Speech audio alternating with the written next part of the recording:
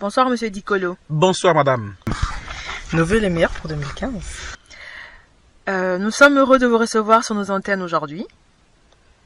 Alors avec vous, nous allons essayer de comprendre les objectifs de votre association, le Forum Citoyen, et commenter quelques points chauds de l'actualité politique congolaise. Pour commencer, c'est quoi le Forum Citoyen? Merci. Je vous réciproque les mêmes vœux avec une pensée affectueuse et pour votre famille. Écoutez, le Forum Citoyen est une association sans but et lucratif, une association à caractère social et éducatif. Nous poursuivons deux objectifs. Le premier, l'encadrement des enfants défavorisés de la République démocratique du Congo, et ceci par un soutien financier et pédagogique pour permettre à ces enfants de poursuivre une scolarité normale. Le deuxième, la sensibilisation des citoyens sur des valeurs républicaines et démocratiques. Il s'agit bien entendu des citoyens congolais. Ce deuxième objectif est fait du Forum Citoyen un espace civique d'échange et de débat autour des questions d'intérêt national. Parce que nous pensons qu'il n'y a pas de liberté dans l'ignorance et que seule l'éducation est le fondement de la liberté et de la justice. Nous pensons également dans le Forum Citoyen que l'amélioration générale du niveau d'instruction de la population est un élément essentiel à l'épanouissement de la démocratie. Et nous disons que cette instruction doit commencer d'abord dans la cellule familiale, en passant par l'école jusque dans les associations, partis politiques, syndicats et autres organisations de la société civile. De ma petite expérience des citoyens engagés pour la cause nationale, j'ai acquis la conviction que c'est à travers le maillage social de toutes ces institutions et corps intermédiaires que les questions d'intérêt public sont posées.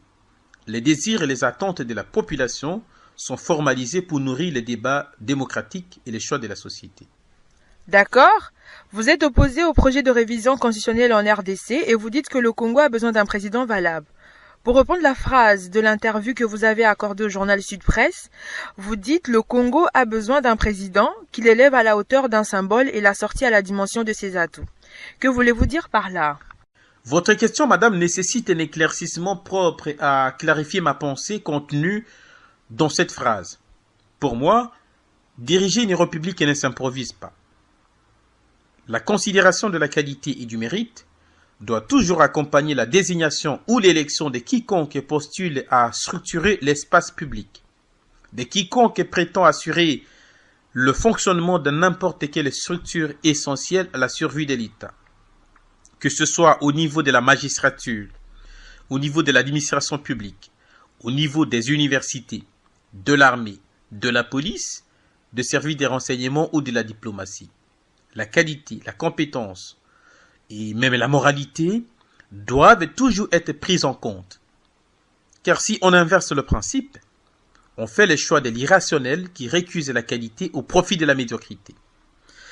Juste un point d'histoire, madame, si vous le permettez, un point d'histoire qui n'est contesté par personne. C'est que dans toutes les formes d'organisation du pouvoir en société qui ont précédé chronologiquement la formation de l'État actuel, de la féodalité au royaume, les métiers du guide ou des chefs a toujours été un métier sensible, très sensible même, et à haut risque. C'est pour cette raison que ceux qui étaient appelés à l'exercer devaient prouver qu'ils disposaient des aptitudes requises pour assurer leur charge. Dans certaines traditions, tel est le cas de la tradition négro-africaine, l'impétrant, tout celui qui voudrait gouverner, diriger la communauté, régenter la communauté humaine, devait suivre une initiation pendant des années, une initiation qui comprenait une longue série d'épreuves physiques, mentales et morales. Il me semble donc en toute logique que si on pouvait exiger des aptitudes à ces niveaux d'organisation de la cité, l'on doit davantage conditionner l'accès aux fonctions publiques et de l'État à la détention par les prétendants de certaines compétences spécifiques. Ah, vous parlez très bien, Monsieur Dicolo. Merci. Mais d'après vous, quel est le profil type du futur président de la République démocratique du Congo?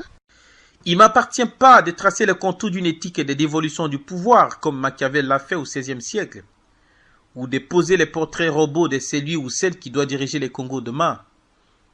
Cette tâche revient au peuple souverain dès lors que nous avons choisi la démocratie comme mode d'exercice du pouvoir politique.